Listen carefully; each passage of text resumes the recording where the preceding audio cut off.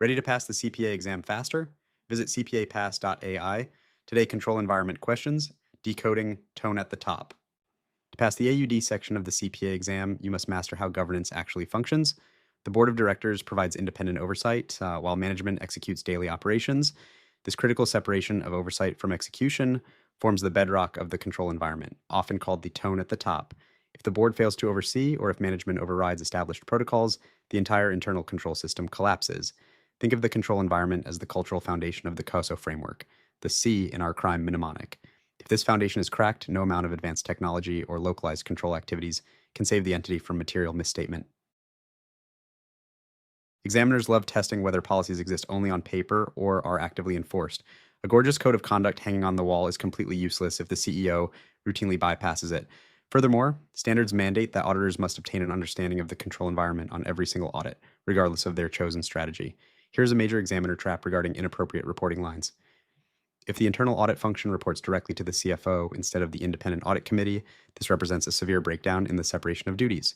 When you practice on CPApass.ai, watch for flowcharts where internal audit reports to the very management they're supposed to monitor. That is an immediate control deficiency. To master the 7 elements of the control environment, you must use active recall and write down this critical mnemonic. I can be more organized and helpful. Let's break down each letter. I stands for integrity and ethical values. C represents commitment to competence. B is for the board of directors and audit committee participation, ensuring independent oversight. M represents management's philosophy and operating style, which dictates the overall risk appetite. O stands for organizational structure, establishing clear reporting lines. A is the assignment of authority and responsibility, defining who owns what decisions. Finally, H represents human resource policies and practices, ensuring proper hiring, training, and disciplinary actions. Grab a sheet of paper and write this mnemonic out 3 times right now. A classic examiner trap is confusing the overall control environment with specific control activities. Remember, the control environment is the pervasive entity-level culture and governance structure. It is the foundation of the COSO cube. In contrast, control activities are the localized, specific procedures designed to prevent or detect errors on a daily basis. For example, requiring dual signatures on a check or performing weekly bank reconciliations are control activities. They are the specific rules built on top of the foundation.